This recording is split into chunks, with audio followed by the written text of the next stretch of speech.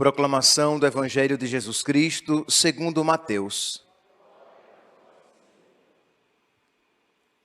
Naquele tempo, dirigindo-se para a sua terra, Jesus ensinava na sinagoga, de modo que ficavam admirados e diziam: de onde lhe vem essa sabedoria e esses milagres? Não é ele o filho do carpinteiro? Sua mãe não se chama Maria e seus irmãos não são Tiago, José, Simão e Judas? E suas irmãs não moram conosco? Então, de onde lhe vem tudo isso? E ficaram escandalizados por causa dele.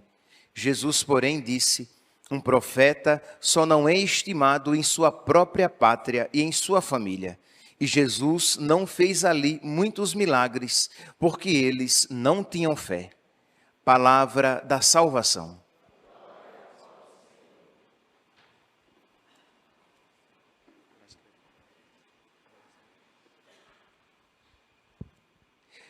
Caríssimos irmãos e irmãs, a primeira leitura de hoje, continuando a leitura do profeta Jeremias, nós estamos aqui agora no capítulo 26, e Jeremias, ele apresenta, da parte de Deus, uma profecia condicionada, isto é, ele profetiza que algo vai acontecer dependendo das circunstâncias das pessoas.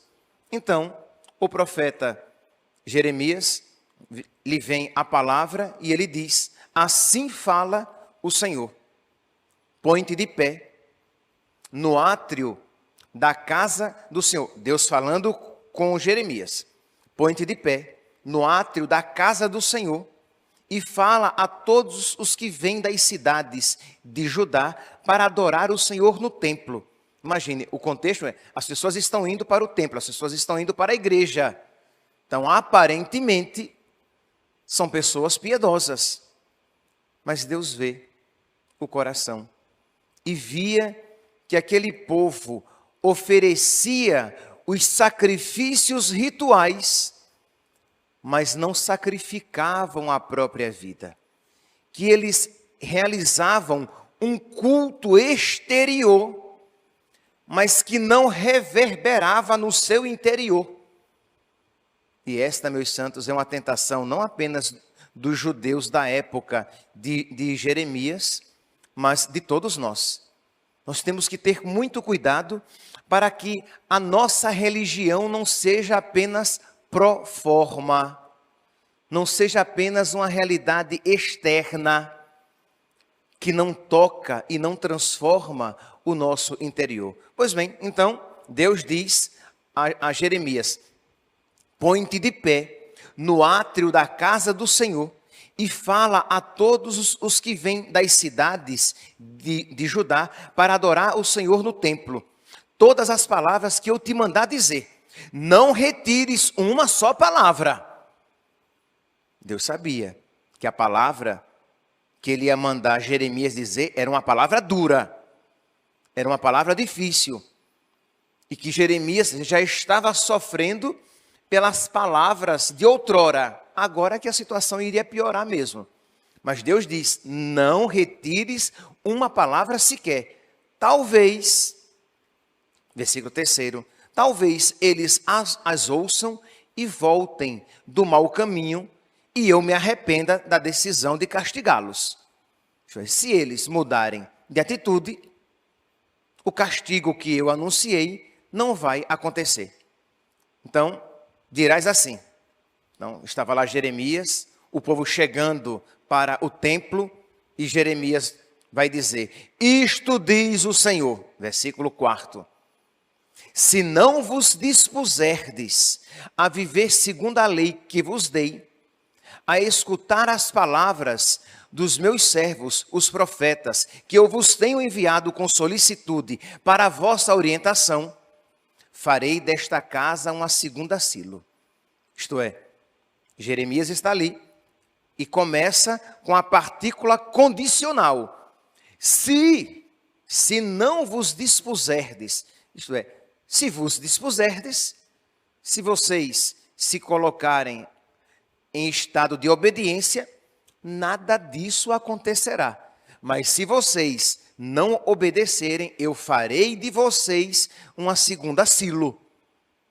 Lembram que, acho que na terça-feira nós refletíamos que a frase do povo era: é o templo do Senhor, é o templo do Senhor. Imagine se alguma desgraça vai acontecer a Jerusalém, nós temos o templo do Senhor, Deus mora conosco. E Deus diz, por meio do profeta Jeremias: eu farei de vocês uma segunda Silo. E aí Jeremias tocou na ferida. Que o que foi que aconteceu com Silo? Silo era a cidade que tinha o tabernáculo no qual estava a Arca da Aliança. E os filhos de Eli, do profeta Eli, praticavam o mal, o povo praticava o mal, e Deus entregou então Silo na mão dos filisteus, que destruíram o tabernáculo e levaram a arca. Então, quando Jeremias diz: eu farei de vós uma segunda Silo, eles compreenderam. Isto é, Deus está dizendo, pelo menos Jeremias está dizendo, que Deus está dizendo que vai, se nós não nos convertermos, ele vai entregar o templo e o templo será destruído, a arca será levada e nós seremos uma segunda Silo. Ora, qual seria então a atitude normal, esperada, diante dessa profecia? Isto é, quando eles ouvem esta palavra, eles deveriam se colocar em estado de mudança de vida. Então precisamos nos converter. Não. Eles, porque não gostaram da mensagem, eles odeiam o mensageiro. E recusam mensagem e mensageiro. E diz então aqui, versículo 7. Os sacerdotes e os profetas e todo o povo presente. Isto é, estava todo mundo de má vontade, fechado a Deus e à graça. Os sacerdotes e profetas e todo o povo presente ouviram Jeremias dizer essas palavras. Quando Jeremias acabou de dizer tudo o que o Senhor lhe ordenara que dissesse, prenderam-no os sacerdotes, os profetas e o povo, prenderam Jeremias, dizendo: este homem tem que morrer. Isto é a atitude de quem está em pecado contra o Espírito Santo. Vocês lembram que um dos pecados contra o Espírito Santo é esta obstinação no erro. Isto é, você está no erro e você não quer mudar de vida. Eu sou assim, eu nasci assim, eu cresci assim, você sempre assim. É o ódio à verdade. Isto é, você não quer, você até tapa os ouvidos, porque você não quer ouvir a verdade, porque você não quer se dobrar a ela. Então, diante daquela palavra de Jeremias, os profetas, os sacerdotes e o povo ficaram, todos eles ficaram enraivecidos e disseram: Jeremias tem que morrer, porque nós não suportamos o que ele diz. Apenas um parêntese, Jeremias é uma figura de Cristo, que também era odiado simplesmente pela sua presença. Isto é, a presença dele, de Jesus, suscitava ódio, como a presença e as palavras de Jeremias suscitavam ódio. Meus irmãos, nós vemos aqui então uma situação, se nós formos aplicar para a nossa realidade, nós vemos que o mundo atual se encontra também nesse estado de pecado contra o Espírito Santo. Isto é, de uma obstinação no erro. Livre-nos, Deus, de que essa palavra também se aplique a nós, mas que cada um a aplique a si. Que cada um, ao ouvir isso, se pergunte: meu Deus, mas eu estou assim? Esta má vontade, essa obstinação no erro, este ódio à verdade também se encontra em mim? Porque eu estou dizendo Isto é um fato, que esta postura está presente no mundo, mas lembremos-nos, nós estamos no mundo. Não devemos ser do mundo, nem como o mundo, mas nós estamos no mundo. E devemos ficar atentos se essa postura não se encontra presente também em nós. Pois bem, mas qual é a atitude do mundo? Essa atitude de pecado contra o Espírito Santo.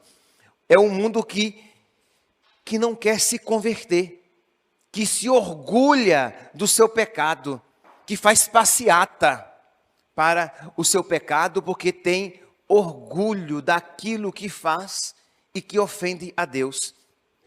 Isso é uma postura espiritual que denota, que demonstra a presença do pecado contra o Espírito Santo. Essa obstinação no erro. E pior ainda, né? Não é apenas uma obstinação no erro, mas é uma obstinação gloriosa, em que você se vangloria por nele se obstinar, por naquele pecado permanecer. Que existem aqueles que se obstinam no pecado, e isso é mau, é terrível, é uma desgraça, mas que não se vangloriam disso.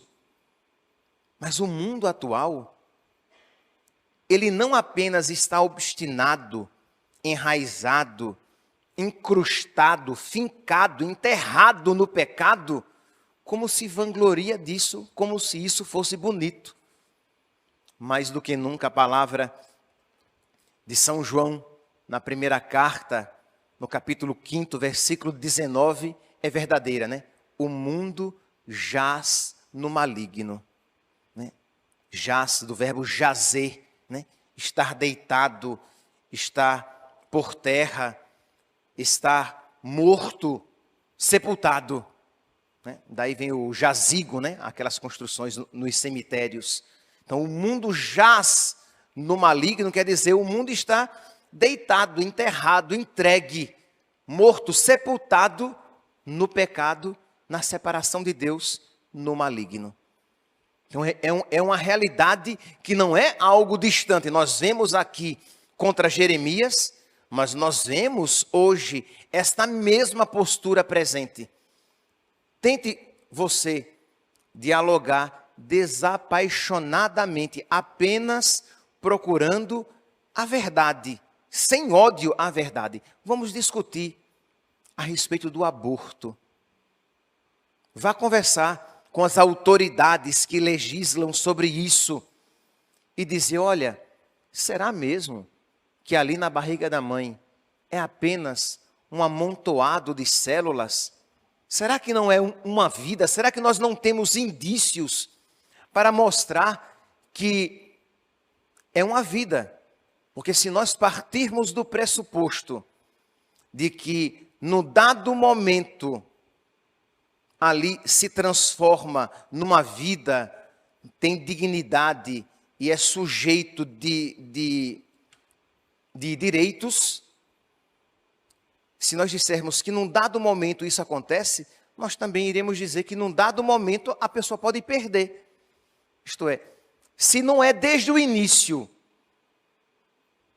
provido de direitos e dignidade, pode ser que eu diga depois que num dado momento da vida ele os perdeu, porque é o que está acontecendo, né?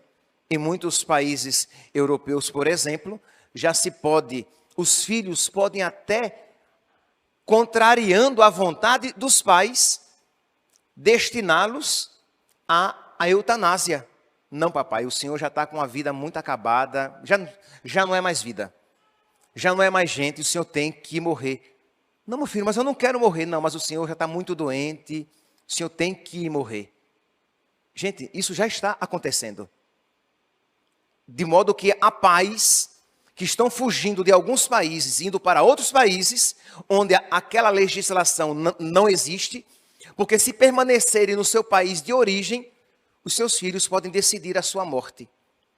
Mas entenda, mas se os pais podem decidir a morte dos filhos na barriga, quando jovens, em tenra idade, por que é que os filhos não podem decidir a morte dos pais quando eles se tornam inapropriados, causadores de problemas. Entende? Se existe lógica em matar os filhos na barriga quando eles causam problemas, essa mesma lógica pode ser aplicada em matar os pais quando eles causam problemas. Então, mas as pessoas, elas não querem ter uma discussão tranquila e ver, olha, esse princípio, ele é mau, ele é danoso, ele é pérfido, ele é indigno, porque ele é destrutivo do ser humano. Isso não é um princípio bom, não é um raciocínio lógico e bom. É um raciocínio pérfido, mau, danoso. Não, quando você isso diz, as pessoas já vão taxar você, que você quer obrigar as mulheres a terem crianças a todo custo, de que você é um fascista, porque é a palavra do momento. Você é um fascista, você é mau. Você diz, não, mas eu quero só dialogar com você e perguntar, será que é correto mesmo dar uma injeção de cloreto de potássio numa criança para matá-la na barriga da mãe, quando este procedimento nem com os animais é permitido? Será mesmo? Será que isso é lícito? E será que aquela criança que pode sobreviver fora da barriga da mãe, será que não seria mais adequado, então, retirar a criança, deixando-a sobreviver e dá-la para a adoção? Não, ela tem que ser morta. Então percebe assim, é um ódio à verdade. Você vai com um discurso lógico e você quer dialogar com a pessoa e ela vai dizer logo que você é mau, que você é fascista, que você tem que morrer. Isto é, esse seu discurso, ele é insuportável. E por que aquele discurso é insuportável? Porque ele é verdadeiro. E a verdade, ela traz luz. Você quando vê, você precisa ser católico para dizer que é inconcebível que um homem, só porque um papel resolveu dizer que ele é mulher, que é inconcebível que este homem, por exemplo, ele tenha os mesmos direitos e seja tratado exatamente igual às mulheres, por exemplo, no esporte. Aí vai um homem, mas porque um papel disse que ele era mulher, vai competir com as mulheres no esporte e vencê-las, porque fisicamente os homens, na sua grande maioria, pode haver aqui e ali alguma exceção, mas na sua maioria, os homens são mais fortes fisicamente. Isso tem lógica. De você aceitar que um homem barbado frequente o banheiro da sua filhinha, mas o papel diz que ele é mulher. Mas, sem paixão, vamos raciocinar aqui. Será que isso é adequado? Não, você é um homofóbico, é um transfóbico, você é um fascista, você tem que morrer. Isto é um mundo que se fechou à verdade, que não quer olhar as coisas. O que Jeremias estava dizendo? Jeremias estava dizendo que, olha, se vocês não mudarem de conduta, o castigo virá. Mas se vocês mudarem de conduta, o castigo não virá. Jerusalém não será uma segunda Silo. Mas eles esqueceram a parte condicionada e pegaram apenas o quê? Ele vem aqui ao templo para dizer que o nosso templo será destruído. Ele tem que morrer. Essa palavra é insuportável. Percebe esse fechamento à verdade, que em última instância é um fechamento a Deus, porque Deus é a verdade. Mas, meus santos, olhar isso nos sacerdotes, nos profetas e no povo na época de Jeremias, olhar isso no mundo atual, não vai trazer grande benefício espiritual se você não aplicar a si. Quantas vezes você também fica recalcitrando contra o aguilhão? Isto é, você vê a vontade de Deus, a verdade, e você não a aceita. Pode não ser algo tão trágico e drástico como estes exemplos que eu citei, mas a vontade de Deus para a sua vida. E esta é a verdade. E você fica se contorcendo, dando murro em ponta de faca, querendo mudar as coisas porque você não quer que elas sejam como se lhe apresentam. Quando o verdadeiro servo, amigo, discípulo, católico, ele acolhe a vontade de Deus imediatamente conhecida. Quando você percebe que a Deus agrada, quando você busca a santidade e você combate não apenas os pecados mortais, mas também os pecados veniais. E você conhece esta verdade e você diz: eu vou combater todos os pecados da minha vida, inclusive os pecados veniais. Quando você percebe, né, você, mulher, daqui a pouco darei um exemplo para os homens, tá? Você, mulher, abre o seu guarda-roupa e você se pergunta: a Virgem Maria usaria essas roupas que eu tenho no meu guarda-roupa? Será que se Nossa Senhora me pedisse uma roupa, eu teria para dar a ela uma das minhas roupas? Ou as suas roupas não são roupas que você, diante de Deus, pensaria a Virgem Maria usando-a? Mas você não quer nem pensar nessas coisas, porque o padre é muito radical. Ah, tá bom, ele também coloca Nossa Senhora logo, mas ela é uma mulher.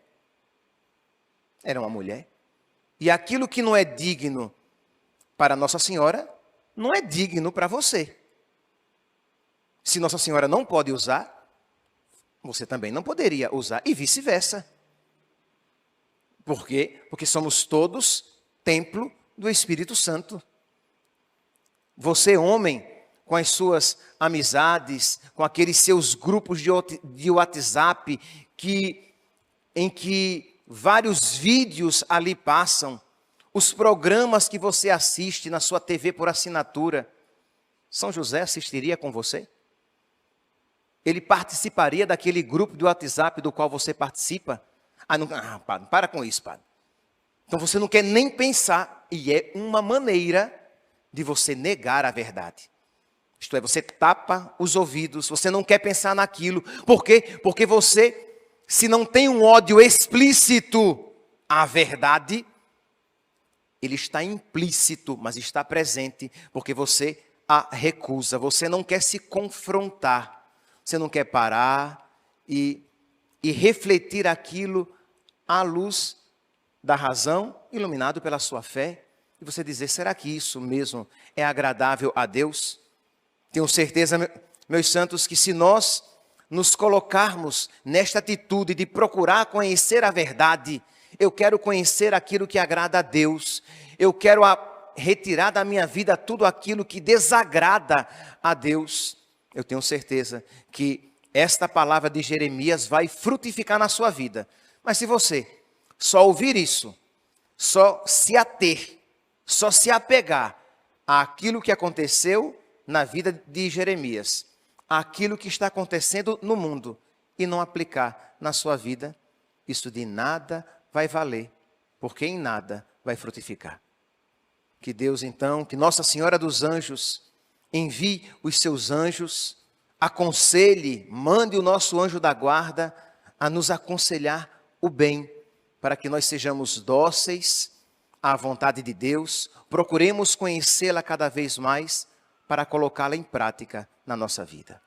Louvado seja nosso Senhor Jesus Cristo, para sempre seja louvado.